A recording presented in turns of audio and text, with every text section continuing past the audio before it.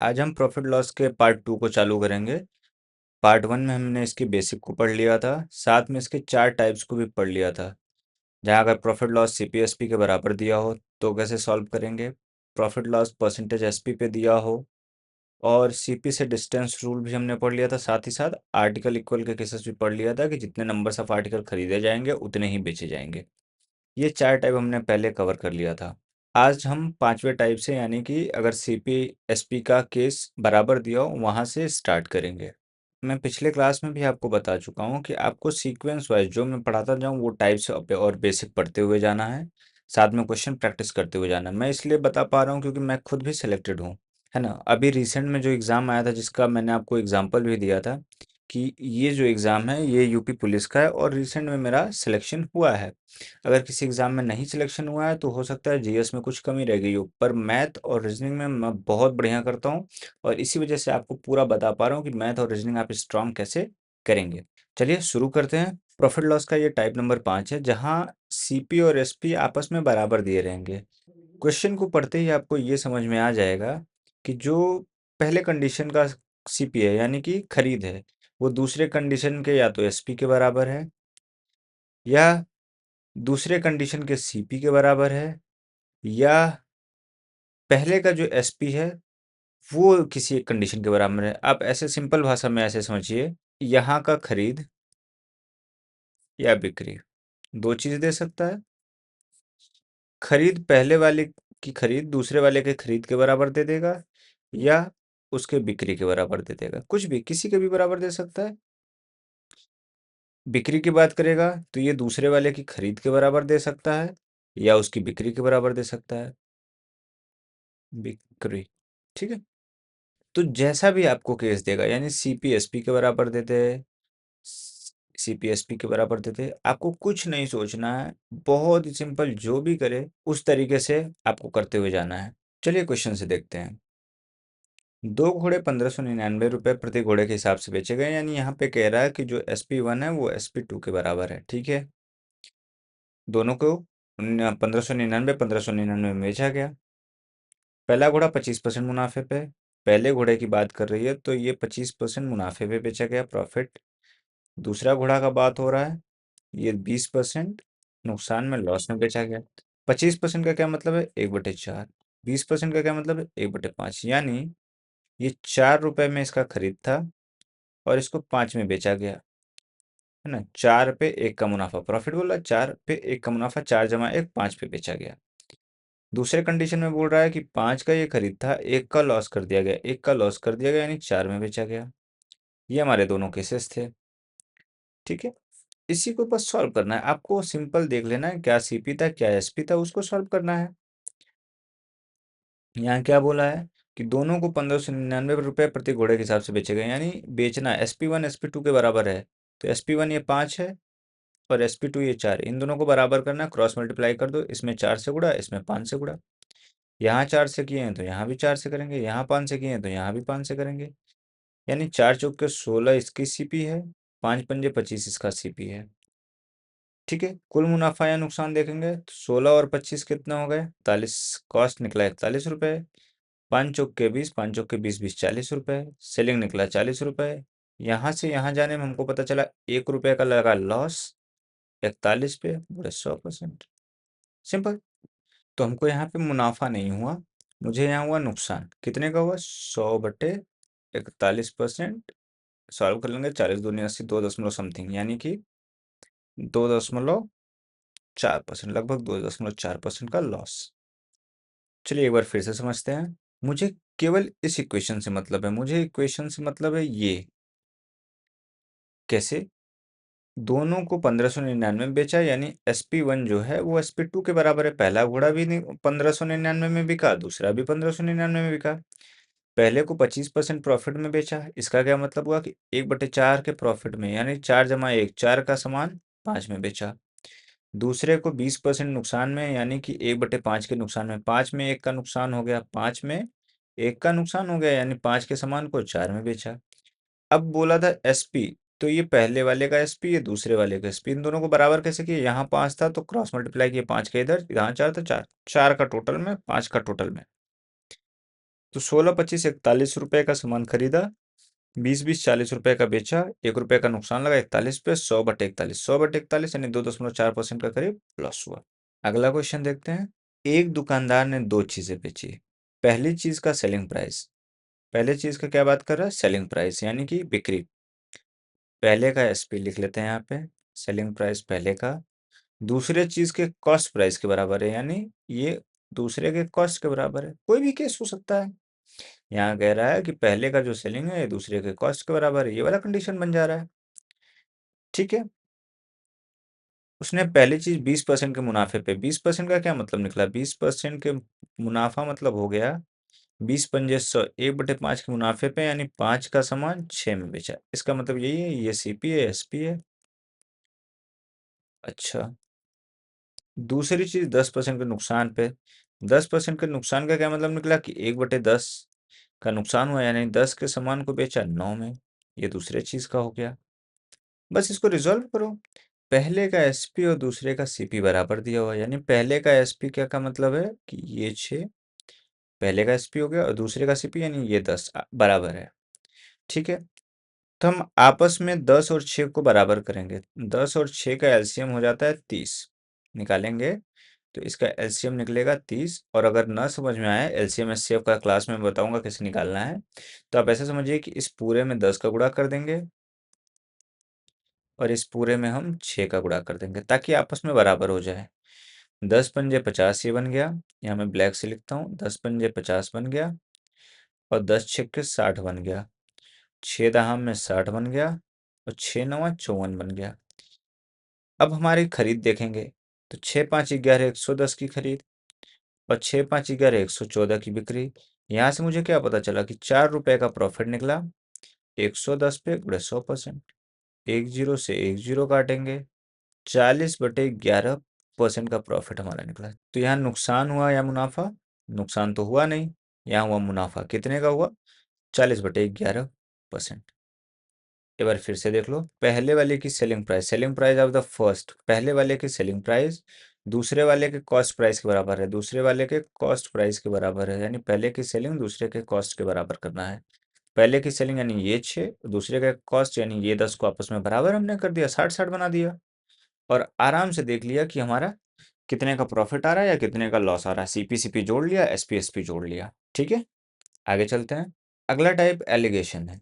Allegation मैंने सबसे पहले आपको परसेंटेज में बताया था। अब अगर आपने चैप्टर 1 परसेंटेज नहीं पढ़ा है, तो यहाँ पे आपको थोड़ा सा समझने में दिक्कत होगा, समझ आएगा, पर मैं कहूँगा कि पहले दिन पहले चैप्टर पहले क्वेश्चन से आप आइए, आपको पूरा मैथ शुरू से लेकर अंतिम तक समझ में आ जाएगा। मैं फिर कह रहा हूँ, मेरे भी एग्जाम्स निकले हुए हैं, मैं मैथ और रीजनिंग में बहुत अच्छा करके आता हूँ। तो आप अगर उस हिसाब से करना चाहते हैं, तो जो मैं कह रहा हूँ वो करना पड़ेगा आपको, टाइप लगाना पड़ेगा, बेसिक लगाना पड़ेगा, और चीज़ों को लगाना पड़ेगा। ठीक है। तो आप परसेंटेज को देख लीजिएगा, परसेंटेज प्लेलिस्ट में मैंने बना दिया, नीचे अभी आपको प्लेलिस्ट आएगा, चाहे लास्ट में आपको दिख जाएगा। प्लेलिस्ट पे क्लिक करिए, परसेंटेज कंप्लीट करिए, प्रॉफिट एंड लॉस का पार्ट 1 कंप्लीट करिए, फिर जाके आप ये देखेंगे, आपको सब कुछ एकदम क्लियरली समझ में आएगा। चलिए एलिगेशन का क्वेश्चन करते हैं। एक महिला 12,000 में 5 पायल और 9 अंगूठियाँ खरीदती है। वह पायल को 10% मुनाफे पे, पायल की बात कर रहा है यहाँ पे, पायल लिख लेते हैं, पायल को 10% मुनाफा पे, ठीक है, और अंगूठी को 20% मुनाफा पे बेचती है। और यहाँ अंगूठी की बात कर रही है, ये पायल हो गया, ये अंगूठी हो गया, यहाँ अंगूठी लिख लेते हैं, अंगूठी को 20% मुनाफे पे बेचती है। अगर सभी पायल और अंगूठियों को बेचने पे 1920 का मुनाफा हुआ, तो एलिगेशन में हम क्या करते हैं कि यहाँ कुछ मुनाफा, यहाँ कुछ मुनाफा, दोनों मिला के क्या हुआ, यही एक केस, दो केस, दोनों मिला के। तो यहाँ सेंटर में हम क्या लिखेंगे कि पायल और अंगूठी दोनों बेचने पे हमको क्या मुनाफा हुआ है। यहाँ सेंटर पे हम क्या लिखेंगे, पायल और अंगूठी दोनों में बेचने पे मुझे क्या हुआ। मैं देख लेता हूँ, दोनों में मुझे बेचने पर 1920 का मुनाफा हुआ, 1920 का मुनाफा हुआ। खरीद था 12,000 में, खरीद था 12,000 में, यहाँ परसेंटेज है, यहाँ परसेंटेज है, तो यहाँ भी परसेंटेज आना चाहिए, तो परसेंटेज इसलिए हम निकाल रहे हैं। चेक कर लेंगे कितना आएगा, जीरो जीरो खत्म, डबल जीरो से डबल जीरो खत्म, 12 से काट लेंगे, 12 का नम 12, 72 हो गया, 12 6 72, 16 बार में, यानी ये मेरा आ गया 16%। बस। अभी हमारे सीपी का रेशियो यहाँ बढ़ गया, आराम से आ जाएगा, 20 में से 16 गया 4, 16 में से 10 गया 6, यानी 2:3 में हमारा क्या है, सीपी है, खरीद है। खरीद हमारा कितने में है, 2:3 के रेशियो में है। सवाल क्या पूछ रहा है, एक अंगूठी की कीमत और एक पायल की कीमत, ठीक है। 3, 2, 5, 12,000 में जो खरीदा था वो पूरे 5 का मान था। यहाँ पे 12,000 जो था मेरे हिसाब से 2 और 3 5 का मान था। अगर मैं 2 का मान निकालता हूँ तो 5 दूना 10, 5 चौका 20, 24 दूनी 4800, यहाँ पे आ गया 4800 जो हो गया वो मेरा हो गया पूरे 5 पायलों का मान, पहले वाले में 5 पायल कहा गया था। और यहाँ निकालता हूँ 3 से गुणा करके तो 24 तियाँ 7200 रुपये हमारा निकल गया 9 अंगूठियों का मान। 5 पायल पूछता तो 4800, 9 अंगूठी पूछता तो 7200। पर इसने एक पूछा है, एक अंगूठी पूछा है और एक पायल पूछा है, तो यहाँ 5 पायल का मान 4800 है। इस क्वेश्चन को देखते हैं, 4800 5 पायल का था तो एक पायल को 5 से भाग दे देंगे, 5 9 45, 5 6 30, 960 रुपये एक पायल का निकल गया। यहाँ पे बोल रहा है कि एक अंगूठी का दाम बताइए, तो 7200 था, वो जो था वो 9 अंगूठियों का यहाँ पे दाम था, तो 9 8 72, 800 रुपये निकल गए एक अंगूठी का दाम। ये हो गया मेरा आंसर, ये हो गया आंसर। फिर से देखते हैं, मैं इसको क्लीन कर देता हूँ थोड़ा सा। बोला है 5 पायल है, अब ये मैं क्वांटिटी अभी नहीं देख रहा हूँ। पायल और अंगूठी कितनी है ये मैं नहीं देख रहा हूँ। पायल और अंगूठी बेचता है, ठीक है, जिसको उसने 12,000 में खरीदा था। पायल बेचा 10% का लाभ कमाया, अंगूठी बेचा 20% का लाभ कमाया, दोनों मिलाकर क्या कमा रहा है, तो 1920 का लाभ। इस 1920 को मैंने कन्वर्ट कर लिया कि 1920 जो था वो 12,000 की खरीद के हिसाब से कितना परसेंट था, तो मुझे पता चल गया ये 16% था। अच्छा, जब प्रॉफिट का क्या मतलब होता है, प्रॉफिट परसेंटेज का मतलब होता है कि कितने का प्रॉफिट हुआ सीपी पे। तो एलिगेशन में जब भी हम जो भी चीज़ निकालते हैं उसके नीचे वाले का रेशियो आता है, ये बात हमको ध्यान रखना है। प्रॉफिट परसेंटेज निकाल रहे हैं तो यहाँ सीपी का रेशियो आएगा, तो ये हमारा जो रेशियो आएगा वो खरीद का रेशियो आ गया। रेशियो कितना आया, 20 में से 16 गया 4, 16 में से 10 गया 6, 2:3 मेरा निकल गया कॉस्ट प्राइस का रेशियो, यानी खरीद का रेशियो। यानी मैंने जो पायल खरीदा था वो 2 रुपए में खरीदा था, अंगूठी खरीदा था वो 3 रुपए में खरीदा था, ठीक है। अब पायल 2 रुपए में था, अंगूठी 3 में था, दोनों मिला के मैं 5 रुपए खर्च किया। और यहाँ कह रहा है कि 12,000 में खरीदा, तो 12,000 जो था वो 5 का मान था। 5 का मान था तो एक का मान कितना था, 2400 रुपये एक का मान था। 2 का मान निकाले तो 4800, 3 का मान निकाले तो 7200 रुपये। अब यहाँ पता चल गया कि 5 पायल को इसने 4800 में खरीदा और 9 अंगूठियों को इसने 7200 में खरीदा था। पूछ रहा है कि एक अंगूठी और एक पायल का बताइए। तो यहाँ 5 पायल 4800 था तो 4800 भागे 5 कर दिया तो एक का मान निकल गया। 9 अंगूठियों का दाम 7200 था तो 7200 भागे 9 कर दिया तो एक अंगूठी का दाम निकल गया। ये हो गया हमारा आंसर। अब ये एलिगेशन अगर अच्छे से नहीं समझ में आया तो परसेंटेज से जाइए, परसेंटेज देखिए, उसमें एलिगेशन एक टाइप है, उस टाइप को देखिए, आपको पूरा अच्छे से समझ में आ जाएगा। चलिए हम नेक्स्ट टाइप पे अब चलते हैं। अच्छा, मेरा ये पढ़ाने का टाइप आपको कैसा लग रहा है ये मुझे ज़रूर बताइए। मेरी एक बहन मुझसे कह रही थी कि भैया आप आते ही फटाफट पढ़ाने लगते हो। तो मैं ये समझता हूँ कि मैं जितने भी कम समय में आपको जितना अच्छे तरीके से, जितना इजी तरीके से चीज़ों को समझा पाऊँ, वो आपके लिए ज़्यादा बेनिफिशियल है, सारे टाइप में कवर अप कर पाऊँ। चलिए नेक्स्ट कॉन्सेप्ट पे अब देखते हैं, एवरेज कॉन्सेप्ट। वैसे तो एवरेज एक पूरा चैप्टर है, पर यहाँ प्रॉफिट एंड लॉस में भी एवरेज का थोड़ा सा कॉन्सेप्ट है, इस वजह से ये टाइप को मैं आपको बता रहा हूँ। ये आपको थोड़ा सा जानना बहुत ही से बहुत आसानी से हो जाएगा। जैसे 7600 रुपये में एक सामान खरीदा गया, अगर सामान का 3/4 हिस्सा 10% के मुनाफे पे, क्या बोल रहा है कि कोई सामान का 3/4 हिस्सा, 3/4 हिस्सा 10% प्रॉफिट पे, ठीक है। और बचा हुआ हिस्सा 3/4 हिस्सा अगर हो चुका है तो बचा 4 में से 3 गया तो 4 में से एक हिस्सा बचा 1/4, ये 20% के लॉस पे बेचा गया, यही सवाल कह रहा है। तो कुल मुनाफा या नुकसान बताइए, कुल मुनाफा कितना हुआ, कुल नुकसान कितना हुआ। तो हम बेसिकली ऐसा कह सकते हैं कि 3 हिस्सा और एक हिस्सा, टोटल 4 हिस्सा की बात कर रहा है, टोटल हिस्सा कितना है 4 हिस्सा। तो 3 हिस्सा और एक हिस्सा, दो तरह के हिस्सा हैं। 3 हिस्से को 10% के प्रॉफिट में, तो यहाँ मैंने लिख दिया 10% के प्रॉफिट में। एक हिस्से को 20% के लॉस में, तो यहाँ मैंने लिख दिया 20% के लॉस में। नेट देखेंगे तो यहाँ 10 या 30% का हो गया प्रॉफिट, यहाँ 20 एकनम 20% का हो गया लॉस, 30 का प्रॉफिट, 20 का लॉस, यानी 10 का प्रॉफिट। यहाँ पे मेरे पास नेट टू नेट निकला, और 3 जमा 1 4 हिस्से पर, 4 हिस्से पर माने एक हिस्से पे 2.5% का प्रॉफिट निकला। कितना निकल गया? 2.5% का। तो हमारा मुनाफा हुआ, नुकसान तो हुआ नहीं। और कितने का हुआ? 2.5% का प्रॉफिट हुआ। ठीक है, इसी कॉन्सेप्ट को क्या बोलेंगे हम? एवरेज कॉन्सेप्ट, यानी जहां हम सवालों को एवरेज के जरिए बड़े आराम से फटाफट लगा सकते हैं। चलिए अगला क्वेश्चन बताते हैं, उससे आपको क्लियरिटी आ जाएगी। एक फल विक्रेता ने कुछ केले खरीदे, उसमें से एक पांचवा हिस्सा सड़ गया। तो यहाँ मैं लिख देता हूँ 1/5 हिस्सा सड़ गया, मतलब क्या? उसने 100% लॉस कर लिया उस पे। 1/5 हिस्सा सड़ गया। उसने उसके पास बचे केलों में से, बचे, ये शब्द ध्यान देना, बचे केले कितने? उसके पास बचे 4/5। ठीक है, उसके पास बचे केले कितने? 4/5 का 2/5 हिस्सा, 4/5 का 2/5 हिस्सा 15% मुनाफे पे। तो इसने इसको 15% में मुनाफे पे बेच दिया। और बाकी बाकी कितने बचे? तो जब भी ऐसे बार बार बोले कि बचे, बचे इसमें, बचे इसके, बचे उसके, यहाँ पहले वाले केस में क्या था कि एक ही बार बच रहा था तो कोई दिक्कत नहीं था। इसमें क्या हो रहा है कि कई बार बचना हुआ आ रहा है। तो इसका सबसे इजी तरीका क्या है कि आपको जो भी बेस में है उसका हमको एलसीएम ले लेना है, ताकि हमको पता चल जाए कि टोटल नंबर्स कितने हैं। उस हिसाब से हम निकालेंगे। जैसे मैं आपको सॉल्व करके फिर से दिखाता हूँ। यहाँ कहा था 1/5, ये शब्द क्या था? 1/5, बचे हुए के 2/5, और बाकी बचे, और बाकी बचे, यही तो बोला है। 1/5, बचे हुए के 2/5, और बाकी का नहीं पता है तो नीचे यहाँ पे 5 है, यहाँ पे 2 5 है, 2 बार 5 है तो 5 पंजे 25। टोटल नंबर हम कितना मान लेंगे? टोटल कितने थे? 25। ठीक, ऐसे नीचे जितना भी डिनोमिनेटर में होगा उसी को हम टोटल मान लेंगे। एक ही अंक था यहाँ पे तो 3/4 यहाँ पे माने थे, 4 टोटल।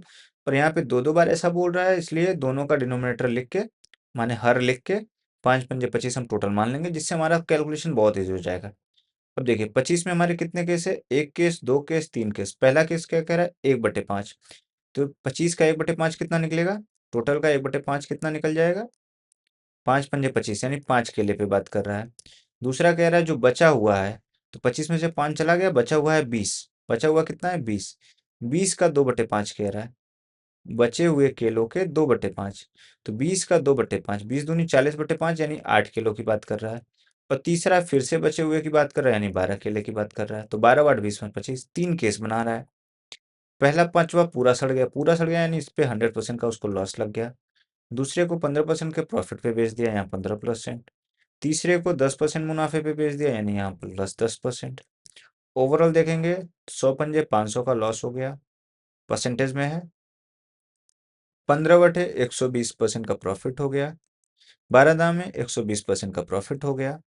12 दूनी 24, 240, यानी कि हमको यहाँ पे 260% का लॉस हुआ। टोटल कितने थे? 25 थे।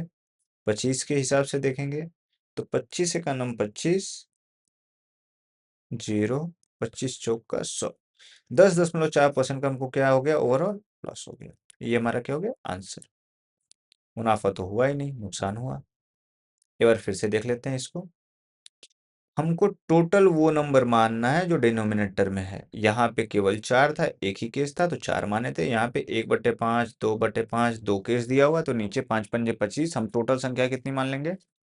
25 मान लेंगे। उसके अकॉर्डिंग आगे सॉल्व करेंगे। जैसे पहले का 1/5 यानी 5, 5 पे क्या सड़ गया? सड़ गया यानी 100% का लॉस हुआ। फिर बचा हुआ तो 25 में से 5 चला गया, 20 बचा हुआ है, उसका 2/5, 20 दूनी 40/5, यानी 8 पे बात कर रहा है, 15 का प्रॉफिट दिया है। फिर कह रहा है बाकी जो बचा है 8 5 13 हो चुके हैं, तो 12 जो बचे उस पर 10% का प्रॉफिट कैलकुलेट कर लो। 500%, 120% प्लस 120%, यानी 200%, 260% का लॉस हुआ। और टोटल मिला के 25 पे, तो नेट टू नेट लॉस कितना हो गया एवरेज के कॉन्सेप्ट से? 10.4% का हमको हो गया लॉस। बस यही एवरेज है कि आपको सारे सेक्टर को निकाल लेना है और टोटल नंबर से भाग दे देंगे, तो हमको एवरेज के कॉन्सेप्ट से आ जाएगा कि नेट टू नेट लॉस या प्रॉफिट कितना हुआ है। इस पूरे चैप्टर में हमको दो फार्मूले पढ़ने हैं। एक है प्राइस बटे क्वांटिटी फार्मूला, P/Q फार्मूला, और एक इसके आगे आएगा। तो दो फार्मूले पूरे चैप्टर्स में पढ़ने हैं, बाकी सारी चीजें बेसिक तरीके से, नॉर्मल तरीके से हो जाएगा। अर्थमेटिक बहुत आसान है, अर्थमेटिक को लैंग्वेज जैसा है वैसे लैंग्वेज के साथ करते जाना, बड़ा इजीली हो जाएगा। तो ये फॉर्मूला आपको पी बाई क्यू फॉर्मूला के रूप में याद रखना है। जो भी प्राइस दिया हो प्राइस ऊपर रहेगा, नीचे रहेगी क्वांटिटी। पी बाई क्यू का फॉर्मूला है 100 प्लस माइनस प्रॉफिट लॉस का परसेंटेज जो भी दिया रहेगा। पहले वाले केस को दूसरे वाले केस के बराबर करना है। क्वेश्चन से समझाता हूँ, बहुत इजीली आपको समझ में आएगा। एक आदमी 12 टेबल फैन जो है उसको 5400 रुपए में बेचकर 10% का नुकसान उठाता है। केस नंबर फर्स्ट, यानी प्राइस की बात कर रहा है तो 5400 रुपए में बेचा, क्वांटिटी कितना बेचा, 12 बेचा। अच्छा, क्या कमाया, नुकसान कमाया कितना, 10% का, यानी 100 में से 10 गया, ये 90, यही है। यहाँ पे हो गया 100 माइनस लॉस कमाया तो 10 नीचे। इसको सॉल्व किया तो ये 90 आ गया। पहला केस हो गया, बराबर करेंगे। दूसरा केस क्या कह रहा है, 10% फायदा कमाने के लिए, फायदा कमाना है तो 100 प्लस 10 यहाँ हो जाएगा 110। उसे 9900 रुपये में, प्राइस कितना दिया, 9900 रुपया। कितने फैन बेचने पड़ेंगे, क्वांटिटी निकालनी है तो क्वांटिटी यहाँ पे निकालनी है। बस दो ही तीन चीजों की बात होगी। पहले केस में क्या प्राइस में बेच रहा था, प्राइस अपॉन क्वांटिटी, प्रॉफिट हो रहा है कि लॉस हो रहा है। दूसरे प्राइस में क्या प्राइस में बेच रहा है, क्वांटिटी निकालना है, चाहे प्रॉफिट निकालना होगा चाहे प्राइस निकालना होगा, यही पूछेगा। अब इसको इजीली सॉल्व करते हैं। यहाँ दो जीरो से दो जीरो खत्म, एक जीरो से एक जीरो खत्म, 11 से काटेंगे 9 बार में, 11 ने 9 99, 9 से काटेंगे 6 बार में, 6 से काटेंगे 2 बार में, 9 दूनी 18, यहाँ ऊपर चला जाएगा, क्वांटिटी इधर आ जाएगा, तो क्वांटिटी बराबर 18। ये हो गया हमारा आंसर एक लाइन में। फॉर्मूला बहुत आसान है, price upon quantity 100 plus minus profit loss. पहला केस दूसरा केस बराबर होगा, पी बाई क्यू फॉर्मूला, इसको याद रखना है। दूसरा क्वेश्चन देखते हैं। एक व्यापारी 3 दर्जन केले, क्वांटिटी पता चल गया, 405 रुपए में रुपया पता चल गया, 25% का नुकसान, प्रॉफिट लॉस पता चल गया। पहला केस क्या है, क्वांटिटी प्राइस 405 में, क्वांटिटी 3 दर्जन, तीन कितने केले पूछ रहा है, केले तो दर्जन मतलब होता है एक दर्जन में 12 पीस। ठीक है, 3 गुणे 12 क्वांटिटी हो गया, 3 दर्जन माने 36 हो गया ना, गुणे 25% का नुकसान है, यानी 100 माइनस 25 करेंगे तो 75, ये बराबर कह रहा है। दूसरे केस में 20% का मुनाफा हुआ, यानी यहाँ 120 हो रहा है, 100 में 20 का मुनाफा हो गया, बेच 288 में रहा है। कितने केले पूछ रहा है तो x केले मान लेते हैं, सॉल्व करना है बस। बस इसको कट पिट कर लेंगे तो यहाँ से x का मान आ जाएगा 16, यानी 16 पीस कितने केले, 16 केले बेचने पर आंसर। इस पूरे चैप्टर में हमको दो ही फॉर्मूले पढ़ने थे। पहला प्राइस अपॉन क्वांटिटी का फॉर्मूला, इसके जस्ट पहले हमने पढ़ा। अब हम पढ़ेंगे जब प्रॉफिट का परसेंट सीपी के बराबर दिया हो तो कॉस्ट प्राइस डायरेक्ट हो जाता है 10 under root 25 plus SP minus 5 के। ये फॉर्मूला आप याद कर लीजिए। कभी लॉस परसेंट दिया हो तो कुछ नहीं करना है, दो साइन यहाँ पे, प्लस को माइनस कर देना, माइनस को प्लस कर देना है। ठीक है, क्वेश्चन से देखते हैं। एक जूता 600 में बेचा जाता है, यानी बेच रहा है, यानी ये एसपी है, यानी क्या है, ये बिक्री है। और उस पर होने वाला लाभ प्रतिशत जूते की लागत मूल्य, यहाँ देखो profit percent is equal to CP. ये सेम लाइन आपको मिलेगा कि प्रॉफिट परसेंट जो है वो कॉस्ट प्राइस के बराबर है। इससे मुझे तुरंत पता चलना चाहिए कि अच्छा ठीक है ये फॉर्मूला वाला है। पूछ रहा है लागत मूल्य बताइए, तो मैं तुरंत फॉर्मूला लगाऊंगा, सीपी बराबर 10 अंडर रूट 25 प्लस बेचा कितने में, 600 में, -5। ये आ जाएगा 625, यानी ये अंडर रूट से बाहर आएगा 25 -5, बाहर 10, यानी 10 गुणे 20 200। आंसर क्या आ गया, 200। ठीक है, एक बार फिर से समझो।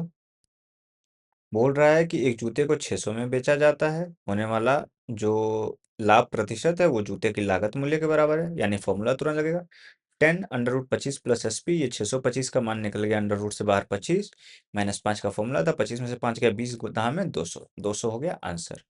अगला सवाल देखते हैं। एक वस्तु को 21 में बेचा जाता है, ठीक है, कितने में बेच रहे हैं, 21 में बेच रहे हैं। होने वाले हानि का प्रतिशत उसके क्रय मूल्य के बराबर है, यहाँ भी दे दिया कि हानि का प्रतिशत उसके क्रय मूल्य के बराबर है, यानी फॉर्मूला पलट दो। अभी सीपी निकालना है तो सीपी बराबर हो जाएगा 10 अंडर रूट 25, यहाँ पे प्लस था तो यहाँ माइनस हो जाएगा।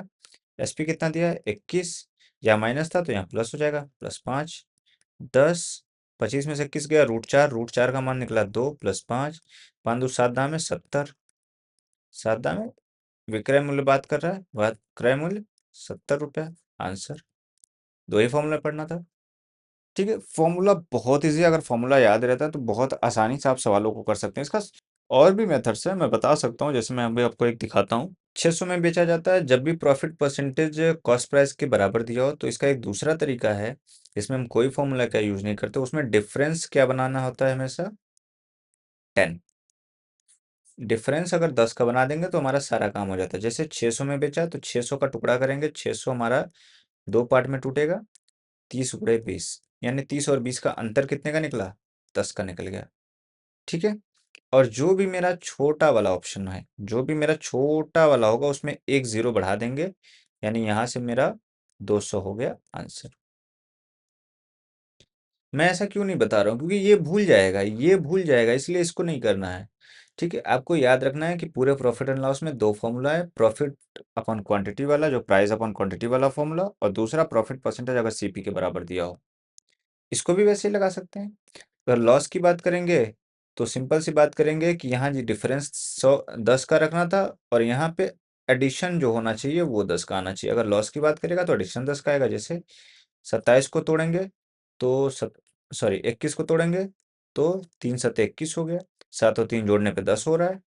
अब 10 हो रहा है तो हमारा दोनों में से क्या बन सकता है, 30 भी आंसर हो सकता है और 70 भी आंसर हो सकता है। एक एक जीरो बढ़ा के देख लेंगे, जो भी ऑप्शन में दिया होगा वो हमारा हो जाएगा आंसर। अब ये मेरे द्वारा बनाया हुआ सोल्यूशन है, ये सोल्यूशन हर जगह फिट बैठेगा। अगर प्रॉफिट परसेंटेज सीपी बोलेगा तो डिफरेंस 10 आना चाहिए, लॉस परसेंट अगर बोलेगा तो एडिशन 10 आना चाहिए। पर ये कहाँ नहीं बैठेगा, जहां हम तोड़ नहीं पाएंगे, कि हम 21 को तोड़ ही नहीं पा रहे हैं जिसमें 10 हमको जुड़ रहा हो, 600 को तोड़ ही नहीं पा रहे हैं जहां अंतर 10 का आ रहा हो, तो क्या लगेगा, फिर हमारा फॉर्मूला काम आएगा। इससे बेस्ट है कि आप फॉर्मूला ही याद कर लो।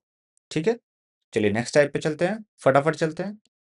बेईमान दुकानदार, ये बहुत ही इंटरेस्टिंग टॉपिक है, बहुत ही इंटरेस्टिंग टाइप है, और बहुत ही कम बच्चों को समझ में भी आता है। एक बात में आप ये समझिए कि जो बेईमानी किया है वही कमाएगा। इसका क्या मतलब हुआ कि अगर दुकानदार बेईमानी कर रहा है तो उसका सीपी हमेशा कम होगा, खरीद हमेशा कम होगा उसके बिक्री से। और अगर होलसेलर दुकानदार से ही बेईमानी कर दिया तो होलसेलर कमाया, इसका मतलब उसको खरीद ज्यादा हो जाएगा। क्वेश्चन से मैं समझाऊंगा, लेकिन समझना हमेशा ये है कि बेईमानी किया कौन है, इसी बात पे फोकस करना है। जो बेईमानी किया है वो कम बेचा है। ठीक है, क्वेश्चन से देखते हैं, स्टेप बाय स्टेप क्वेश्चन जो भी कहे हमको उतना ही करना है। सीपीएसपी का रेशियो देखते हुए चलेंगे, जो बेईमानी किया उसको कम रखेंगे, जो नहीं किया उसको ज्यादा रखेंगे। पूरा क्वेश्चन एक लाइन में हो जाएगा। चलिए देखते हैं। एक दुकानदार अपने सामान की कीमत सीपी से 35% ज्यादा तय करता है। पहला केस क्या कह रहा है, यहाँ पे सीपी है और यहाँ पे बिक्री है। 35% ज्यादा दुकानदार रखता है, यानी खरीद उसका 100 का है तो उसको बेचना चाह रहा है 135 में। ठीक है, और ग्राहक को 23% की छूट देता है, यानी 100 रुपए के सामान का बता करके उसको 23% का छूट दिया, यानी 77 रुपए में बेच रहा है।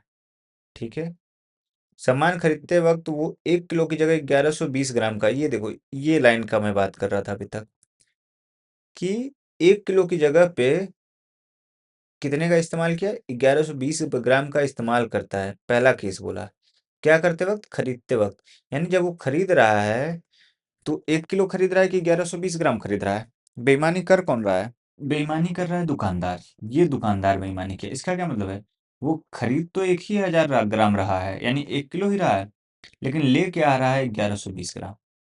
समझे, सीपी क्यों कम रखे हैं, क्योंकि दुकानदार ने बेईमानी की। बेचते समय 1 किलो की जगह 880 ग्राम बेच रहा है। अब यहाँ पे कंफ्यूजन नहीं करना है, बेच वही दुकानदार जो बेईमानी किया था वही बेच रहा है, तो बेचेगा, इसका मतलब उसका जो खरीद कम का था, जब दुकानदार बेईमानी किया तो उसकी खरीद हमेशा कम रहेगी। उसको 1000 ग्राम बेच दे रहा है, 1 किलो बता के बेच दे रहा है। बस हो गया, प्रॉफिट लॉस बताना है, सॉल्व कर लो। 10 20 30 40, 10 20 30 40, 11 8 88, 11 7 77, 8 1 9 8, 8 1 9 8, 9 10 11, 8 4 32, 5 दूनी 10, 20 बार में गया, 5 दूनी 10, 5 7 35, 2 दहाम 20, 2 7 14, गुणा कर लेते हैं। 100 × 10 1000, 27 × 7 × 7, यानी 27 × 49, यानी कि 1323। 1323। 100 रुपए में खरीदा, 1323 में बेचा। यहाँ से क्या पता चला, 323 रुपए का मुनाफा किया 1000 में खरीदा था, गुणे 100%। 20 से 20 खत्म, यानी 32.3% का उसको क्या हो गया, मुनाफा हो गया। ये इसका हो गया आंसर। ठीक है, फिर से एक बार देख लो। पहली बात, 35% ज्यादा तय किया, यानी 100 के सामान को 135 में बेचा। 23 की छूट दिया, 100 के सामान को 77 में बेचा। 1 किलो जगह 1120 खरीद के लाया, यानी 1000 ग्राम का पैसा देके 1120 लेके आ गया। बेईमानी दुकानदार कर रहा है, इसलिए उसका सीपी अभी भी कम है। 1 किलो जगह 880 बेच रहा है, सीपी कम रहेगा क्योंकि बेईमानी अभी भी दुकानदार कर रहा है। चारों केस बन गया, सीपी ये है, एसपी ये है, कितने की बढ़त, सीपी पे गुणे 100% निकाल दिए, तो मुझे पता चल गया कि उसकी प्रॉफिट कितनी थी। अगला क्वेश्चन देखते हैं। एक व्यापारी 500 किलो सामान खरीदने के लिए थोक विक्रेता के पास जाता है। थोक विक्रेता के पास एक ऐसा तराजू है। अब की बार यहाँ देखिए, होलसेलर थोक विक्रेता बेईमानी करने जा रहा है। थोक विक्रेता के पास ऐसा तराजू जो 1 किलो की जगह 1200 ग्राम दिखाता है। अभी तक कौन दुकानदार, जो बेच रहा है, जो ले रहा है, वही बेईमानी कर रहा था, तो उसका सीपी कम रह रहा था। अब इस केस में दूसरे वाले का सोल्यूशन हम देखते हैं। पहला क्या कह रहा है, ये रहा मेरा सीपी और ये रहा एसपी। नजरिए से मैं किसके देख रहा हूँ, दुकानदार के नजरिए से। ठीक है, व्यापारी के नजरिए से, यहाँ बोल रहा है व्यापारी का पूछ रहा है ना, व्यापारी के नजरिए से देखूंगा। पर अगर मेरे साथ थोक विक्रेता ही अगर धोखा कर देगा, तो यहाँ पे मेरा सीपी ज्यादा हो जाएगा कि मैं खरीद के तो ला रहा हूँ ज्यादा, लेकिन मैं पा रहा हूँ कम। ठीक है, मेरे साथ चीटिंग हो गया। इतना सा बस दिमाग में रखना है कि थोक विक्रेता वाले केस आएगी तो ही सीपी ज़्यादा होगा, और नहीं तो सीपी हमेशा कम रहेगा। क्यों? क्योंकि मैं खरीद के लाऊंगा, मैं वहां भी चोरी कर रहा हूँ, बेच रहा हूँ, वहां भी चोरी कर रहा हूँ। थोक विक्रेता के पास एक ऐसा तराजू जो 1 किलो की जगह 1200 ग्राम दिखाता है। इसका क्या मतलब हुआ कि खरीदा वो 1200 ग्राम, लेकिन पाया वो 1000 ग्राम। इसका ये मतलब हुआ कि उसकी सीपी ज्यादा हो गई, क्योंकि थोक विक्रेता ने उसको चूना लगा दिया। बाद में व्यापारी लागत मूल्य में 25% की बढ़ोतरी करके एक ग्राहक को 5 किलो सामान बेचता है।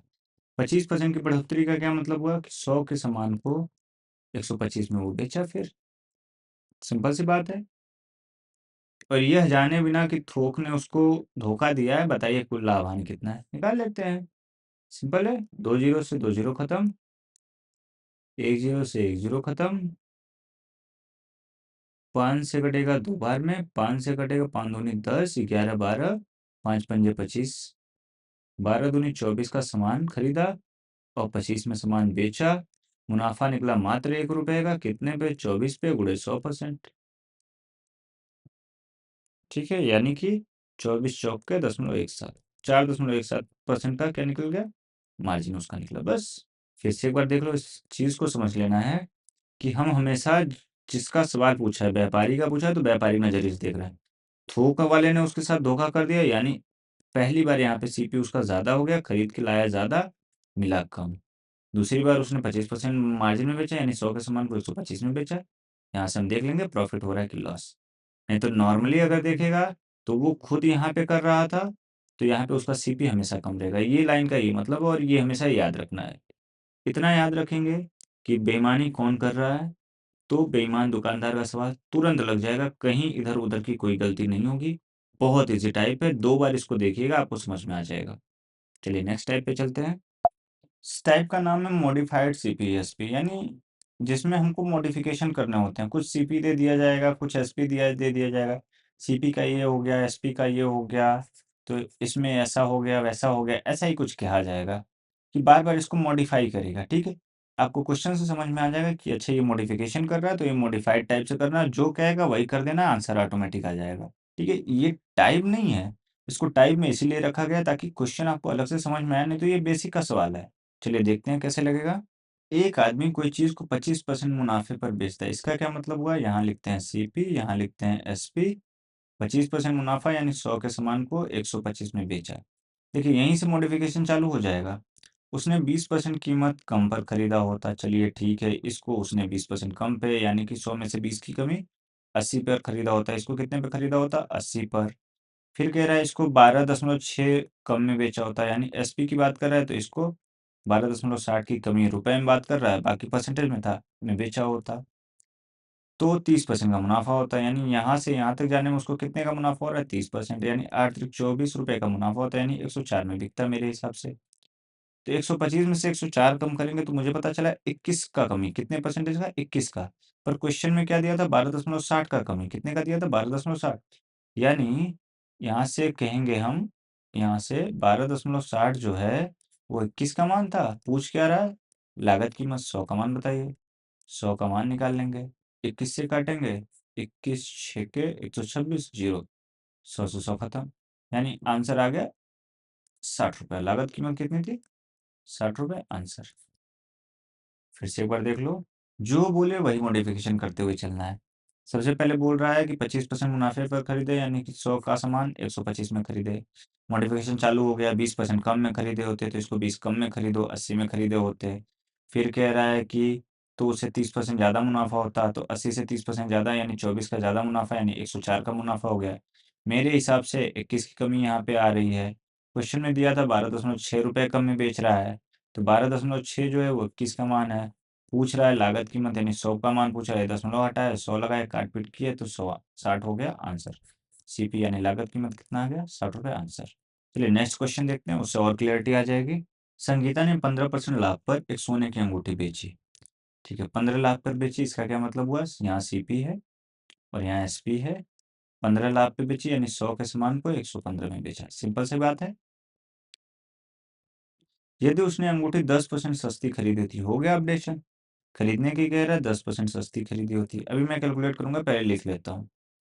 10% सस्ती खरीदी होती, पिछले विक्रय में उसे 400 रुपये अधिक में बेची होती। इसमें कह रहा है 400 रुपये अधिक में बेची होती, तो उसे 33.33% का लाभ होता। तो यहाँ से यहाँ तक जो लाभ हो रहा था वो 33.33% का हो रहा था। ठीक है, चलिए सॉल्व करते हैं।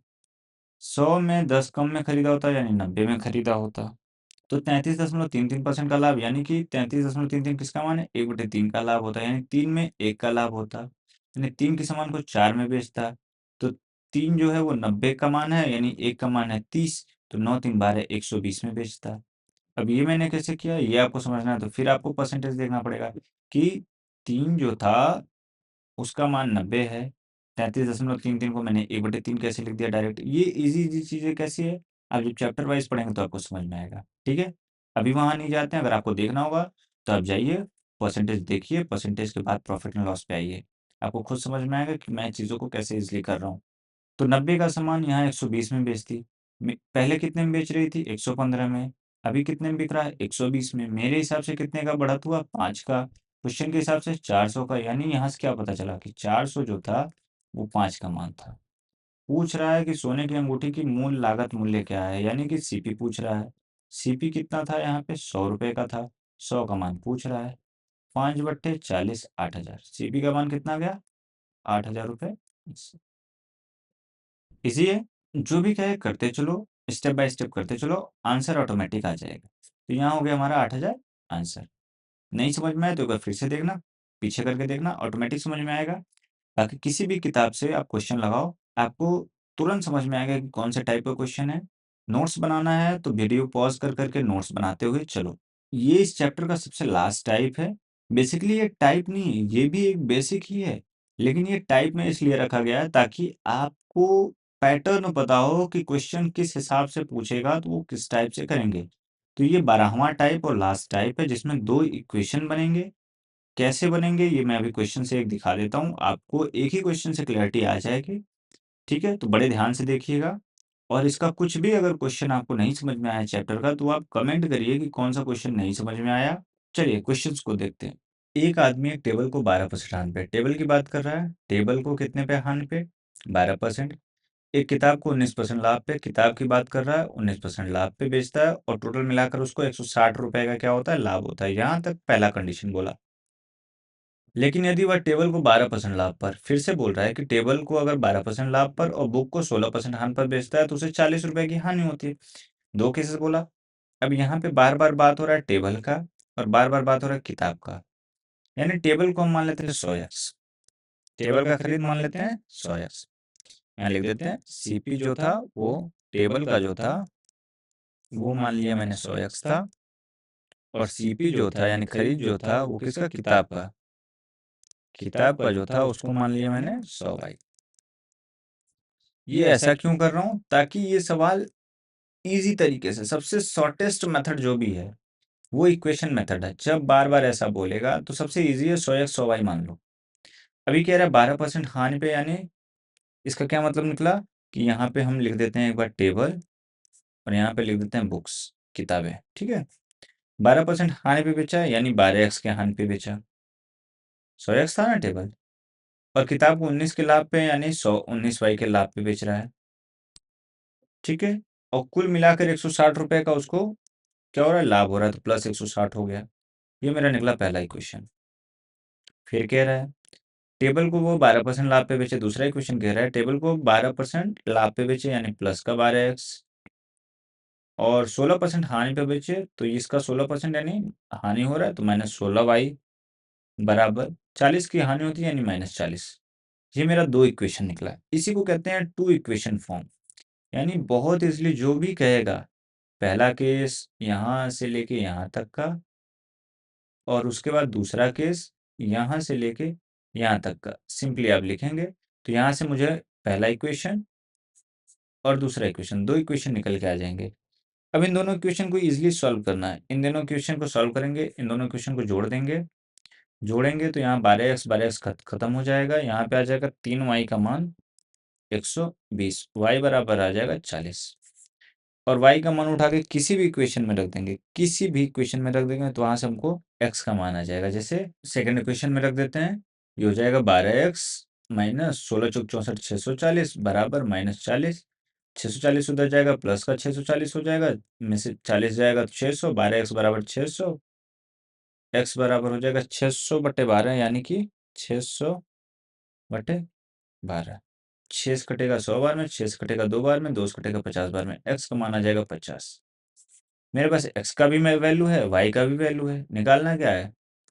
एक मेज और एक किताब के बीच का अंतर बताइए, एक मेज और एक किताब। तो यहाँ पे हमारा जो टेबल था, टेबल यानी मेज, वो 100x था, x का मान 50 है, तो यहाँ से टेबल का मान निकल गया 100 × 50, 5000 रुपये। और ये 40 था, तो यहाँ से मेरा निकल गया 4000 रुपये किताब का मान।